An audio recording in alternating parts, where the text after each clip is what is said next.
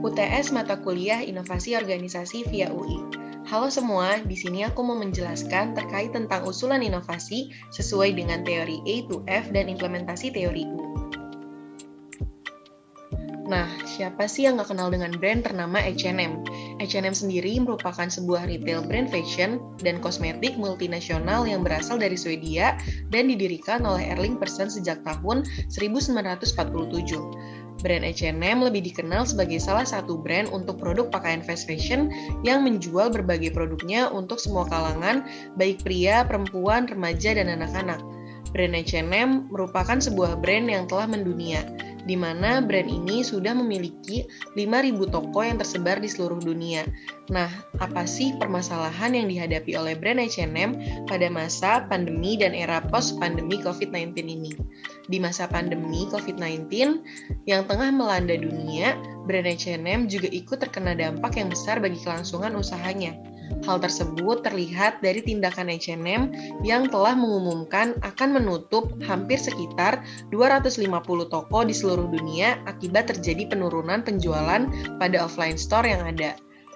Nah, faktor utama dari adanya penurunan penjualan ini salah satunya adalah karena pada masa pandemi, pemerintah memberlakukan adanya pembatasan kegiatan di luar rumah, sehingga hal tersebut menyebabkan banyak tempat belanja dan mal-mal terpaksa ditutup. Hal ini mengurangi aktivitas di luar rumah, sehingga hal tersebut membuat adanya penurunan penjualan produk H&M yang signifikan. Pada saat ini, H&M sendiri berusaha untuk meningkatkan penjualan produk secara online, di mana H&M memanfaatkan penggunaan aplikasi H&M yang telah ada. Selain itu, dalam menghadapi permasalahan yang ada, diperlukan juga adanya inovasi dalam proses penjualan produk H&M untuk meningkatkan penjualan produk tersebut. Terdapat beberapa langkah dan tahapan yang perlu dilakukan dalam proses mendapatkan dan menciptakan sebuah inovasi baru. Hal ini dapat dilakukan oleh H&M dengan cara mengimplementasikan teori U oleh Otto Scharmer pada proses penciptaan inovasi baru. Nah, teori U sendiri memiliki 5 tahapan yang perlu dilaksanakan. Yang pertama ada co-initiating, yaitu merupakan tahap awal dalam menciptakan sebuah inovasi, di mana individu yang bersangkutan dalam pembentukan inovasi perlu berkumpul untuk menyamakan niat, pemahaman, dan tujuan apa yang ingin dicapai. Dalam kasus H&M, CEO dan jajaran tinggi dalam H&M perlu berkumpul untuk menyamakan pemahaman dan persepsi dalam membahas permasalahan apa yang dihadapi H&M, serta perubahan atau inovasi apa yang perlu dilakukan untuk menyelesaikan permasalahan tersebut. Yang kedua, ada co-sensing. Dalam proses menciptakan sebuah perubahan dan inovasi, individu yang berkaitan dalam pembentukan inovasi perlu dapat merasakan dan melihat secara mendalam, tajam, dan kolektif terhadap permasalahan yang sedang dihadapi, serta perlu mengetahui peluang dan potensi apa yang dimiliki oleh perusahaan dalam menghadapi permasalahan tersebut. Berkaitan dengan kasus H&M yang tengah dibahas, individu atau tim yang terlibat pada proses penciptaan baru dan pembentukan inovasi perlu dengan tepat memahami permasalahan yang dihadapi oleh H&M dengan cara mengobservasi kondisi H&M dalam melakukan penjualan, khususnya di masa pandemi COVID-19 dan post-pandemi ini, agar dapat menemukan peluang dan potensi apa yang dimiliki oleh H&M untuk menghadapi permasalahan tersebut. Yang ketiga, ada pre-sensing. Pada tahap ini, terdapat penekanan pada proses melepaskan, di mana sebuah organisasi atau perusahaan yang ingin melakukan perubahan dan inovasi baru perlu menerima masuknya pengalaman baru dan juga melakukan transformasi dari pengalaman lama yang dianggap sudah tidak sesuai dengan situasi dan kondisi saat ini. Terkait dengan kasus H&M, seluruh stakeholder yang ada perlu menerima adanya perubahan yang nantinya akan dilaksanakan untuk menghadapi permasalahan, serta perlu meninggalkan kebiasaan lama, yaitu contohnya adalah pemfokusan penjualan secara offline yang sebelumnya dilakukan oleh H&M dan merubahnya menjadi pemfokusan penjualan secara online. Nah, yang keempat ada co-creating. Pada tahap ini, individu yang bersangkutan dalam menciptakan perubahan dan inovasi perlu melakukan sebuah eksplorasi terhadap situasi yang ada di masa depan dan kemudian mengimplementasikannya pada sebuah prototipe yang berguna untuk membantu penggambaran inovasi secara langsung.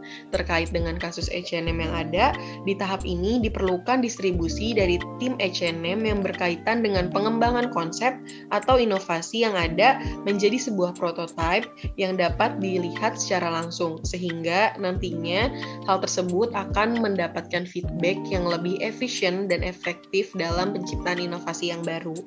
Dan yang terakhir ada co-evolving.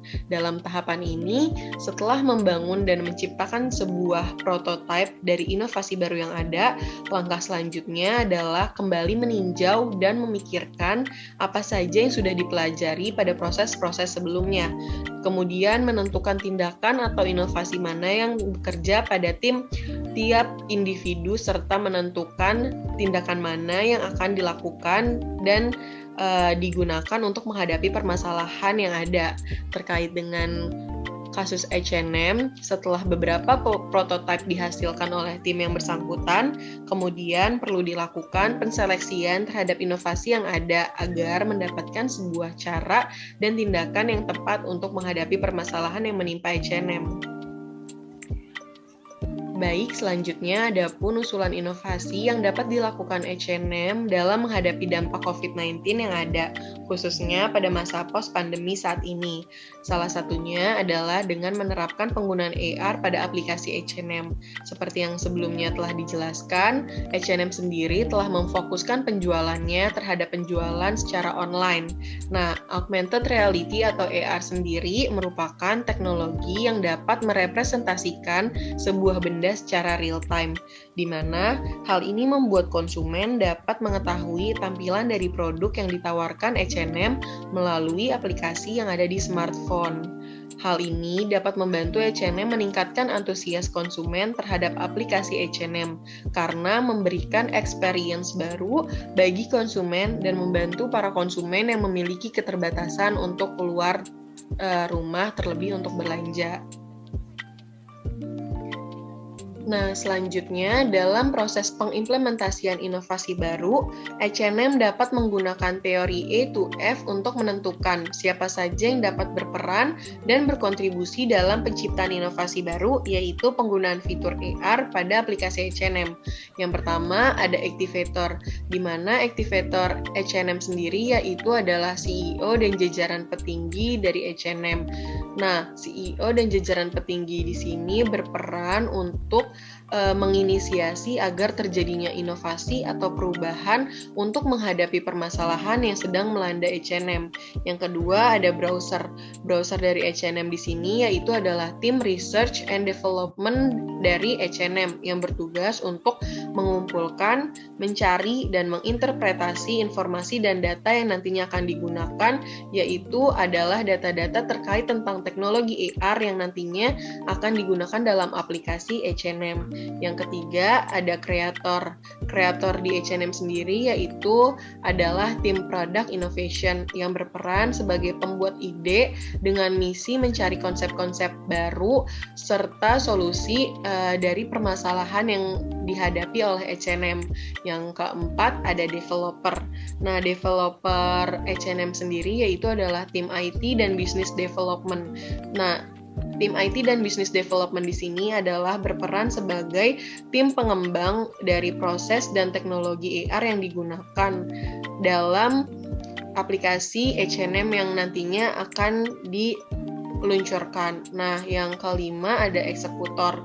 Eksekutor dari H&M sendiri yaitu adalah product manager, di mana product manager di sini berperan untuk bertanggung jawab penuh terhadap tahapan implementasi atau eksekusi dari penggunaan AR pada aplikasi H&M. Nah, yang terakhir ada fasilitator, yaitu CEO dan investor dari H&M. Nah, di sini fasilitator merupakan orang-orang yang memberikan persetujuan atas pembiayaan dan investasi yang dibutuhkan dalam penggunaan teknologi AR pada aplikasi H&M. Sekian penjelasan yang dapat saya berikan, kurang lebihnya mohon maaf. Wassalamualaikum warahmatullahi wabarakatuh.